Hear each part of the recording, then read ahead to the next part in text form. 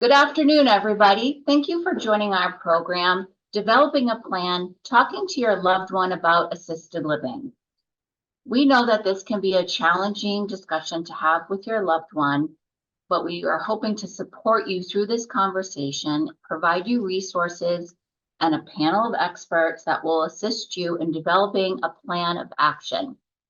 If you've tuned into this program today, you likely have been thinking about someone in your life who might need to make a change in their residence, and you're wondering how a more supportive environment might help them and how to get them there and get them the help they need.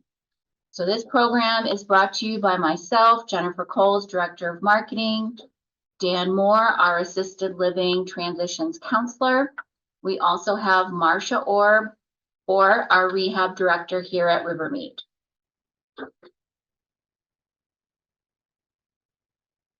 I'd like to provide you with an overview of our community so you have a good understanding of what we offer here. If you've seen one community, you've seen one. There's lots of different community styles out there. We happen to be a not-for-profit type A life care retirement community.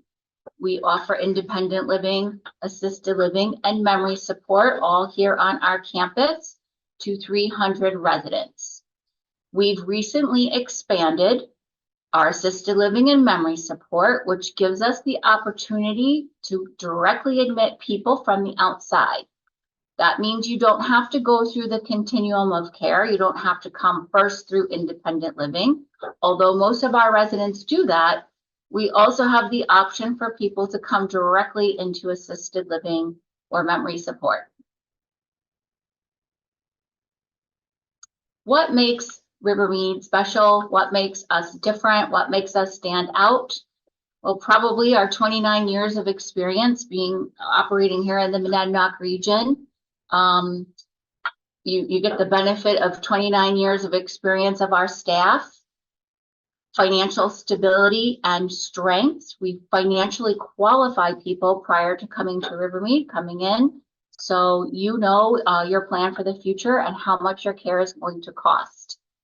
We would keep people here through the end of life. You would not run out of assets. We are qualifying you up front. And if you did run out of money, no fault to your own, we have an endowment fund to allow for people to live here through the end of life. We have 24 hours a day, 7 days a week care. We are fully staffed. We follow a resident-centered mission where all the programming is geared towards improving the lives of our residents. We are not-for-profit. We are guided by a volunteer board of trustees. These are local people who are on our board and plan for Rivermead to be successful now and in the future. This is our campus.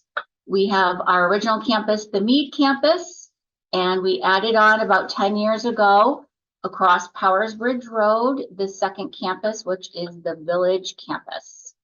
So I'm just going to highlight a couple things so you can see the overview of how this whole place works. So at the Mead campus, you have our original building, common areas, fitness center, pool, all kinds of amenities. There's a billiards room, art studio. All these things are available to all the residents that live here.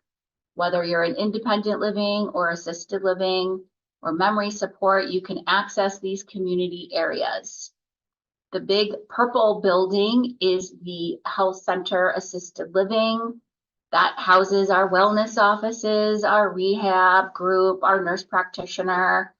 And of course, we have assisted living, our ground floor apartments of assisted living. And then our second floor is our memory support neighborhood, which is a secure neighborhood. There are plenty of areas to get outside, secure areas, secure garden areas, and places to be outside and commune with nature. Across the street at the Village campus, we have our Village Common building. We have apartments and cottages. And we also offer assisted living on that campus. So there's 2 wings of ground floor assisted living apartments. And as you can see, this whole community is nestled here in the woods on 96 acres. It's well laid out so that all our buildings offer a lot of light coming in. There's lots of windows and beautiful views from pretty much anywhere that you're situated on our campus. There's beautiful views of nature, green space, and woods. A life care plan is a life care contract is a contract through the end of life that I mentioned before. We're able to take care of people really through the end of life, come what may, even if their needs increase. We have the ability to take care of people and not ask them to leave and go to, say, a nursing home. We can offer that skilled level of care here on our campus. We bring the care to our residents. So while we don't have a skilled nursing floor, we are offering that kind of care to our residents in their assisted living and memory support apartments. Again, it's a resident-centered care mission, all to foster somebody's independence as best as they can be independent and provide a good quality of life for people in a supportive environment. This model is how we support somebody's well-being and care and independence. You can see on the bottom, the health center is what we were talking about that houses our assisted living and memory care. We have home health nurses, we have a nurse practitioner, we have physical therapy, counselor, life enrichment. We'll get into all of that a little bit more later. Our therapy team is an outside agency. Their name is Health Pro. They're here on site. They bill insurance. They provide PT, occupational therapy, different therapies to our residents. Our life enrichment program, this is something that sets us apart from other communities. This is a really robust, sophisticated, great program to support people where they're at. I like to say it's not just bingo. It's not. It's all kinds of things that include whatever is of interest to our residents. So often our residents are bringing ideas to the table, things they'd like to do, things they might have done in the past. It just opens another chapter of their life. Our wellness wheel. So this is how we support each individual person who lives here at Rivermead, knowing that each sort of spoke on the wheel can be different for each individual, and the life enrichment program supports all of those different spokes on the wheel. Our nurse practitioner is here 1 day a week. She's from the Monadnock Community Hospital. She would also bill your insurance, but that is a convenience for you to have her here. She can meet with residents, see our residents, and prescribe as well. So it's a great way for people not to have to leave our community if they need to see a practitioner. We also have a community counselor who runs all kinds of different groups, different therapy groups and counseling groups for people with Parkinson's, low vision, grief counseling. We also have a relationship with Generations Geriatric Mental Health. That's an organization that comes here twice a month. They can diagnose and treat mental illness in older adults. Our resident committee. So this is a great way for our residents to stay engaged with our community, feel part of our group, our community. It gives them a sense of belonging and membership and agency. So, you know, they're bringing ideas to the table of things they'd like to be part of, and we're helping to facilitate that. Family feedback is important. I can imagine if you are placing a loved one here at Rivermead, you want to be able to contact people that are caring for that loved one. And we're saying there is a vehicle to do that. And we have, you know, an open door policy And we want to hear from you. We want to hear your feedback. We often hear from families how pleased they are with the care here, how pleased they are that their loved one is here, and how happy they are with the caring staff. It's something we hear often. We've recently upgraded our health center. We've added in some open social spaces. You can see this picture here, there's a fireplace. And so if you were coming to visit our community, you would often see residents sitting in front of the fireplace, maybe doing a puzzle, taking part in an activity. On Friday afternoons, you'll see a sip and social happening around 5 o'clock. There's often a refreshment being served in this area, but there's areas like that throughout our community where people can leave their apartment and sort of spill into these social areas, knowing there'll be a friendly person to talk to and meet with. We expanded our dining options and again, added to our outdoor spaces. We have a very special memory support garden that's an enclosed garden off the memory support wing. And that's great because it's secure, and on a nice day, we can prop open the doors and residents can be out in that space enjoying nature.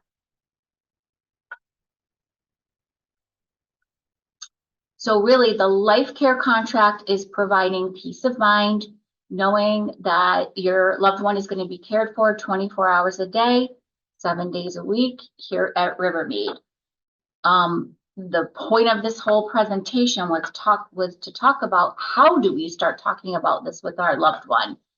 And our best advice to you is to start talking sooner rather than later. Engaging in these conversations before you need them is a better way to be successful. Waiting for a crisis can make things a little more difficult.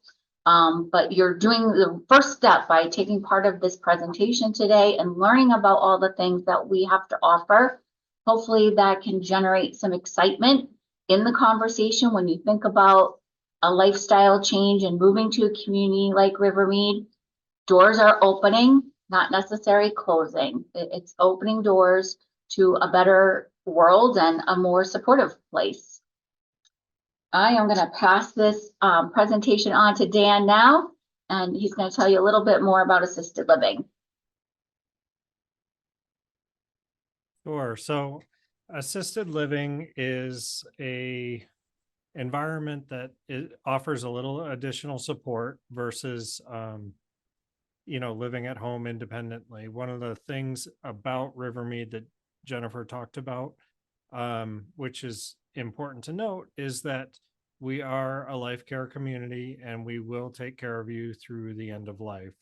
So assisted living here at Rivermead is a little bit different in the sense that you will likely only have to move in and move in once that last time. There won't be changing of environments. So really Rivermead is designed to take place or take the place of several different levels of care. So we have immediate availability in our assisted living and memory support at the moment. We offer 1-bedrooms and studio apartments. All are nicely appointed. They're all private residences.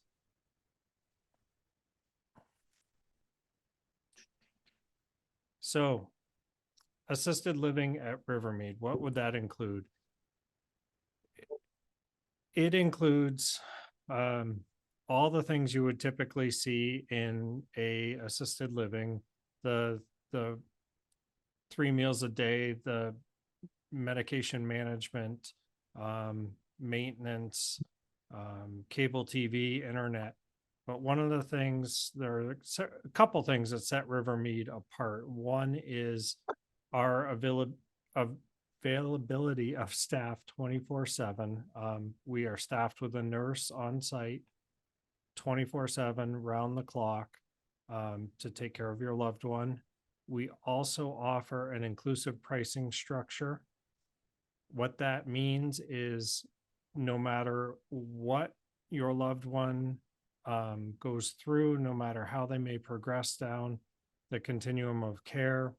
We do not charge for levels of care. So the monthly service fee is all inclusive, whether somebody is requiring a little bit of assistance or a lot of assistance, whether they just need hands-on care to just kind of supplement their daily activity, or whether they need a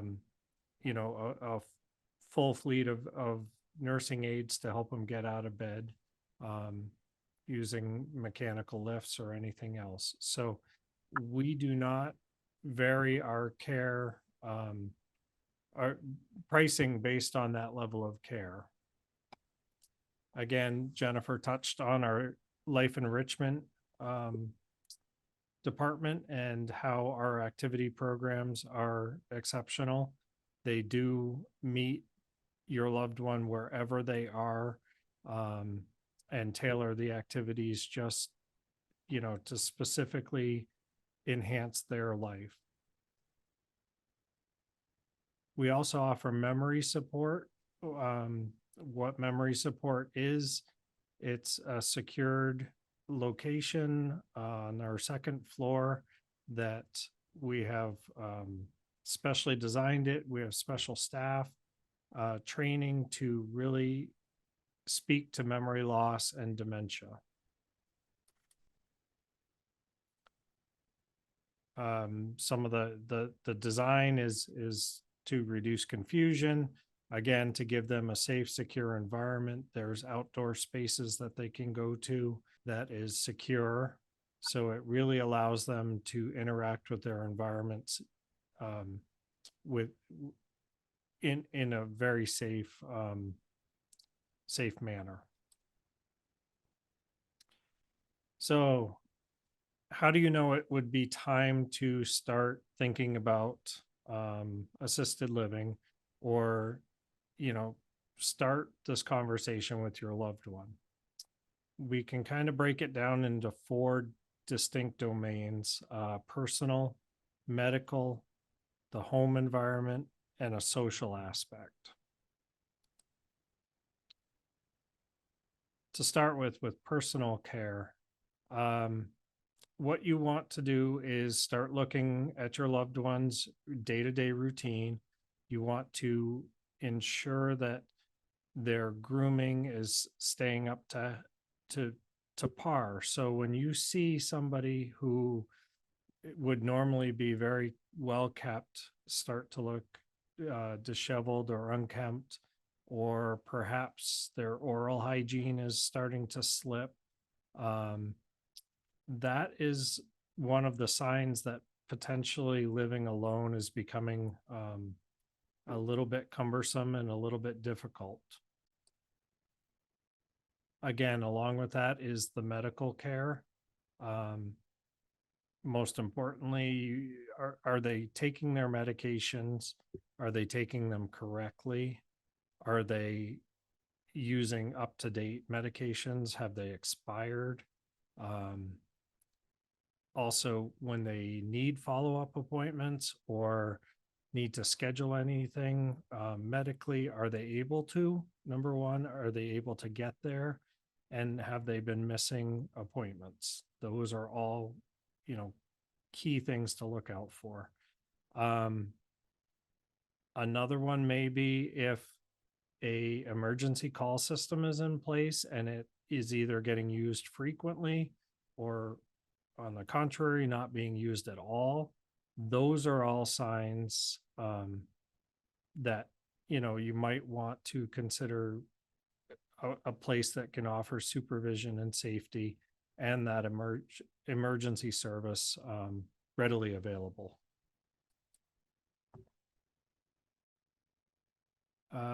With home care, so we all have a wide range of how we keep our homes. Some like it cluttered, some like it a little messier.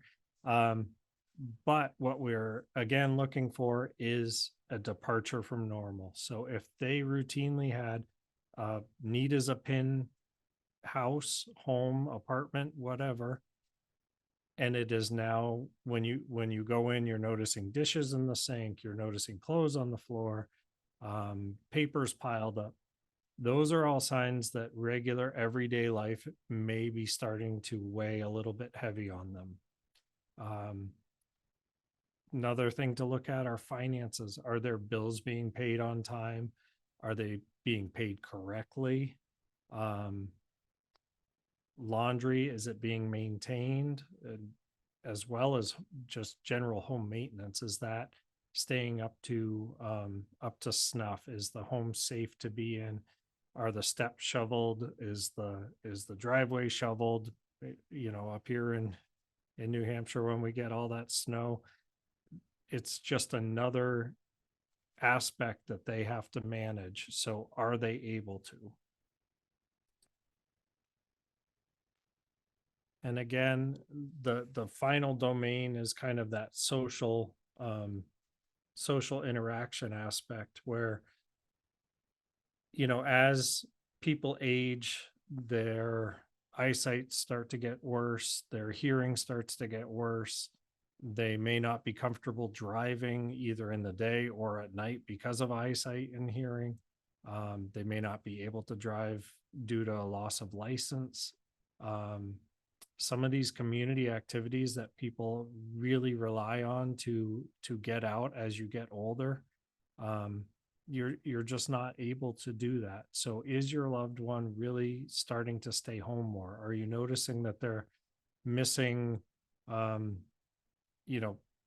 card night or a bingo night at church, or even the church service, or whatever social opportunity they used to have or take to get out and meet people? Are they still able to do that? Because as we get older, the world tends to get much, much smaller.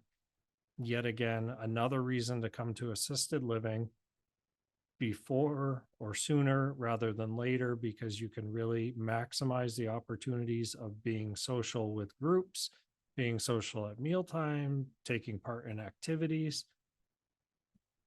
When you're able to do all that, the transition to assisted living is much, much easier. So we here at Rivermead, really have designed the assisted living, component memory support to really work with residents, families, incorporate activities with everybody involved, and really make sure that this becomes everyone's home, and really while providing the support to keep. So I'd like to turn this over now to Marcia Orr. She is our rehab director here at Rivermead. She works for Health Pro Heritage, who supplies our therapy services. She is an occupational therapist by trade and has a wealth of wisdom to share with you. All right, so I want to introduce the concept of environmental press and what that means for your loved one. So like Dan was saying, you look at, things are starting to struggle. Things are starting to look a little disheveled, but it looks at the whole picture. So yes, your loved one may be able to do a certain aspects fine and independently, but environmental press looks at the whole picture. All right, everything that is being demanded in the situation that you're living in. So, and it's the adaptation to those daily demands. All right, when it gets out of balance and it becomes just too much to manage, it can start to weigh us down, whether that's through, like Dan was saying, whether you have physical challenges or if there is cognition, processing changes happening, or mental health challenges. All those things can affect a feeling of environmental press that starts to feel so heavy. So again, the components that kind of feed into that environmental press, which is looking at the whole picture, is the physical components, cognition, and your mental health. So examples of these components, what they may look like, that can affect that environmental press of continuing to live independently on your own. Pain can be all consuming, shortness of breath, fatigue, those things. Like if you think of your body as a gas tank and you get dressed in the morning and it takes you so much longer and it's just exhausting. And then you skip the shower because that's too much. You may eat something, but you're going to keep it simple. Because what you're using in your body for the day, everything starts to take so much more time and so much more energy. Cognition, memory, recall. You start seeing stickies and notes everywhere to try to keep things organized. Problem solving skills, sequencing, that comes into play, not necessarily in their routine day to day sometimes, but it's more when something is out of routine that has to be put in place, or something crops up, and the ability to problem solve, where to go for help, or is that something I should call somebody about because it's out of the norm. All right. Orientation, communication and comprehension. That's kind of sometimes if cognition is an issue, especially if you've been to a doctor or a gerontologist or someone who's kind of helped identify that, yep, this is a component of your aging process. Communication and comprehension can really affect your socialization and, more importantly, your desire to leave your safe environment, because it's scary and it's a lot to process, a lot of stimulation, a lot of navigation, just a lot of demands on your mind that becomes overwhelming. So the person may start, no, that's okay, I'm not going to come to dinner, or declining a lot of invitations to go out because it becomes overwhelming. It just becomes overwhelming. Mental health, stress, anxiety, depression, isolation, withdrawal, agitation, frustrating comments about themselves, like, oh, I get so frustrated with myself when I can't remember those things, or why do I can't do that, or things like that. Because the mental health manifestations can be manifested from, it all kind of works together. The physical and the cognition can manifest, unfortunately, then to these mental health stressors. All right. And that's where you look at the environmental press. Like, is this really working? Like, is this effective? Is this a quality of life?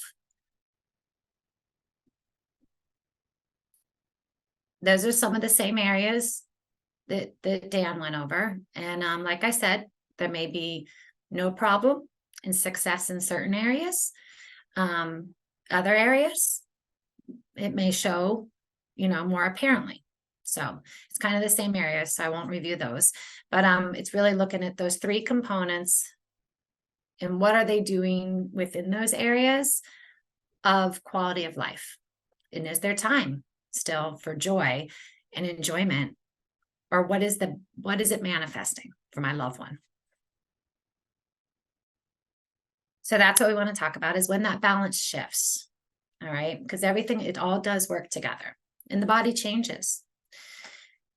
So when too many of these little components kind of start to rear up in someone's world, the overall effect is a decrease in their quality of life, because they're working so hard every day to manage, all right, to manage their life and manage their day.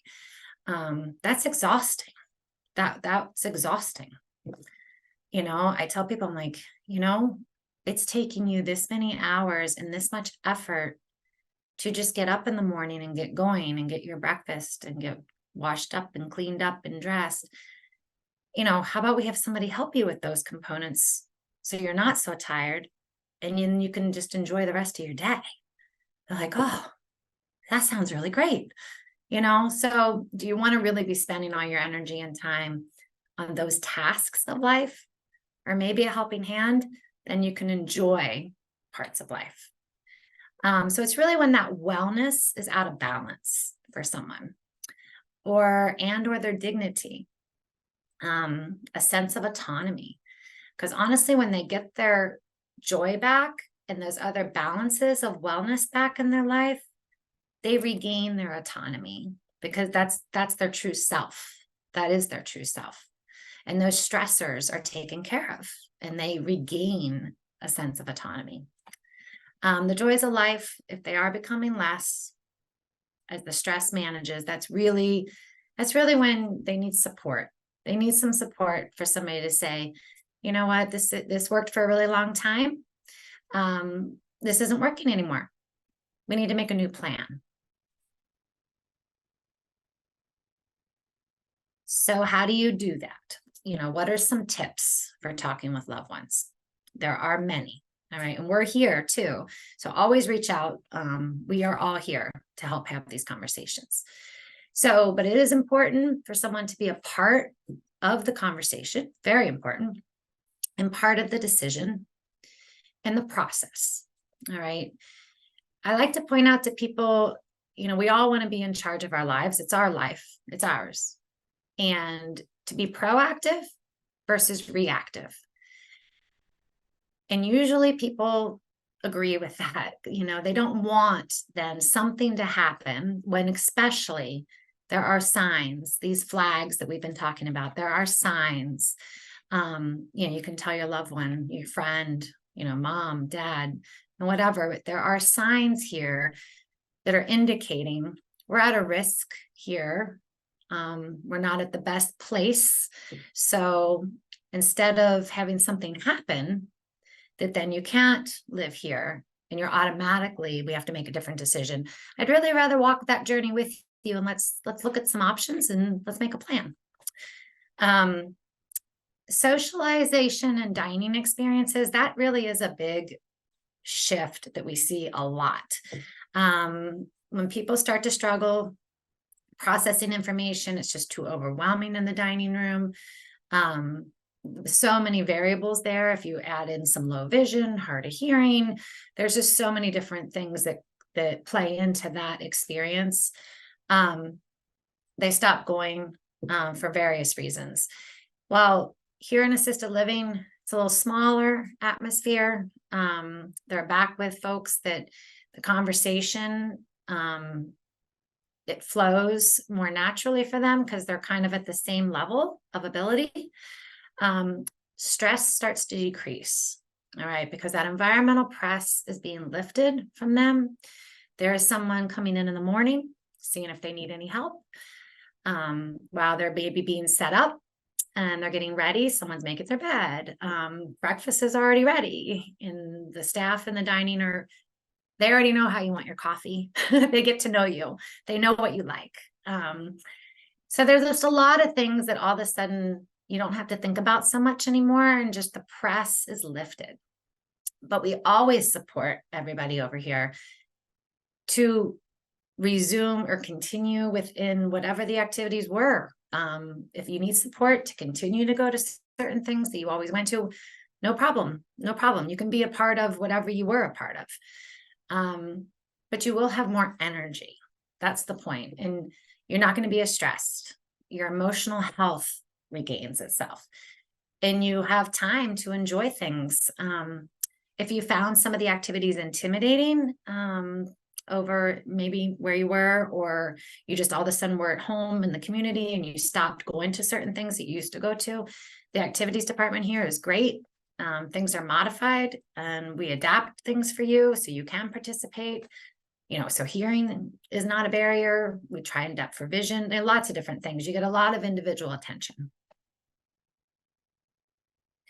Now, if there is a cognitive component, when you're talking to a loved one or a friend or a family member, whatever, you know, that is something to be mindful of and things to consider that we consider as caregiver team as well.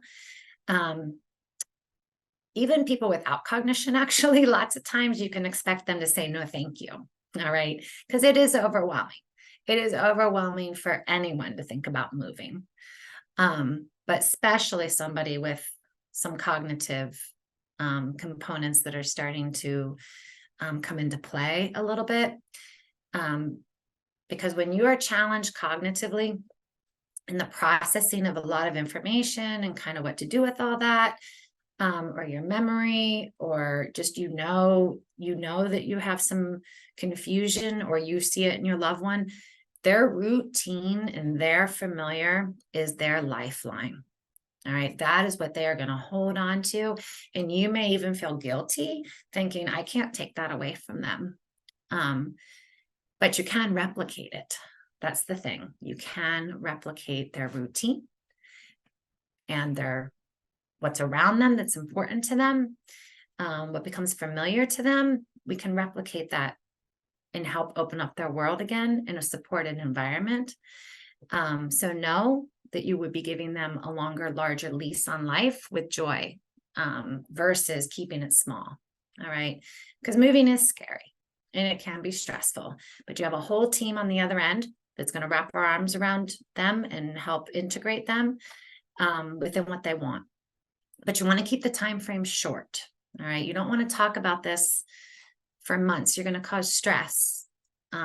Especially if they can't quite recall all the details around why or what's going on. You want to keep that time frame kind of short, not a whole lot of explanation. You certainly want to answer questions, but you just keep it short and simple as possible for the transition.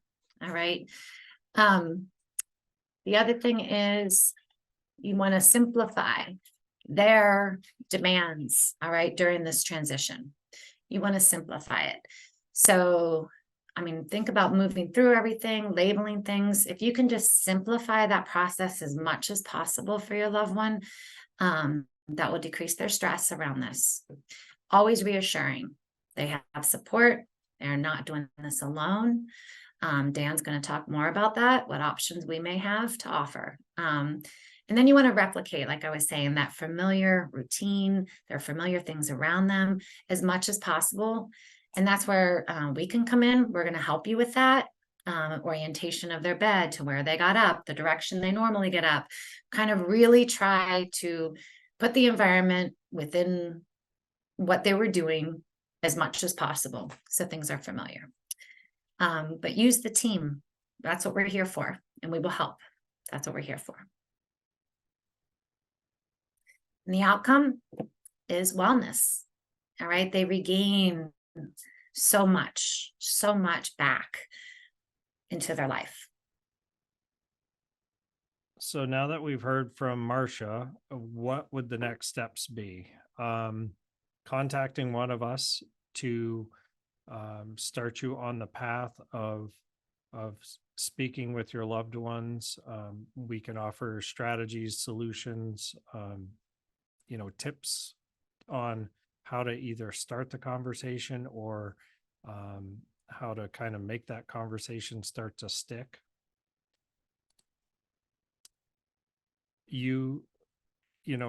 Giving us a call, getting us involved, we can schedule a tour for you to come in, whether it's just you alone or you with your loved one. We can look at the assisted living neighborhoods that you may prefer, or if memory support is indicated, we can certainly take a look at those neighborhoods. I'd be happy to set you and your loved one up with a meal, a lunch. Come try our food out. You'll be pleasantly surprised. We can set you up with a social opportunity, meeting a resident. Be more than happy to arrange participation in one of our life enrichment activities, and just kind of give the general day a whirl and see what it's like. And some of that involvement will help put your loved one's mind at ease.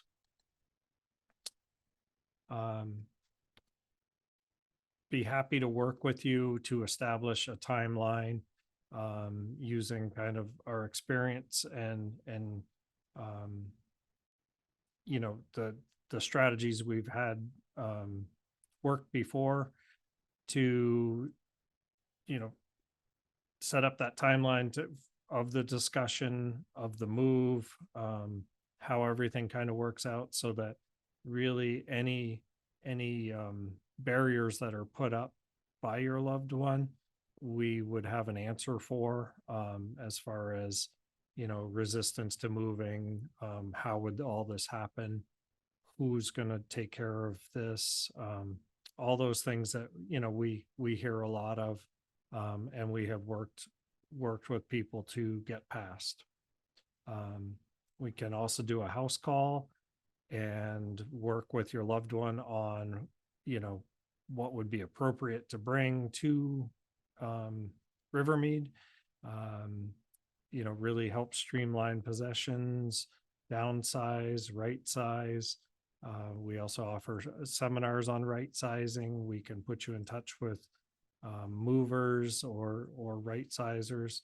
So really, we are here at your disposal, with our years of experience on helping people move to assisted living, how to have that conversation, how to face those barriers that often are put out, and really just, we're here to partner with you.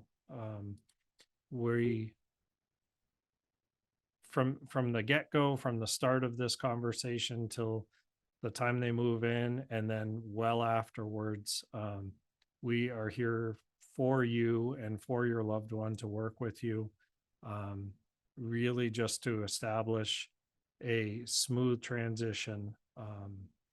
And again, I want to echo what Jennifer said in the very beginning, which is it is never too soon to start having this discussion. The sooner you can engage your loved one with this discussion, the sooner you can get everything out in the open on the table and start kind of chipping away at these barriers. It is always, always, always, always more successful for somebody to choose to come in on their own or with a little bit of prompting, again, than it is under an emergency situation, under duress, or maybe when it has, gotten so far down the road that it's then a crisis and somebody is telling your loved one they have to move. The adjustments when you make those choices to come here are so much easier, and we hear it all the time that people say, I wish I hadn't waited so long.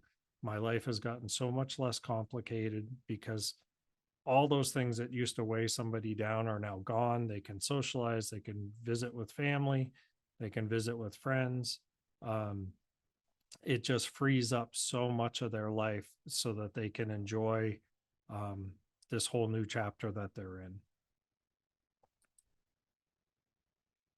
And I want to thank you for attending our presentation. We have another one coming up on leveraging small spaces, which would help with any of these conversations when facing downsizing or right sizing. So I hope you will join us then. Thank you.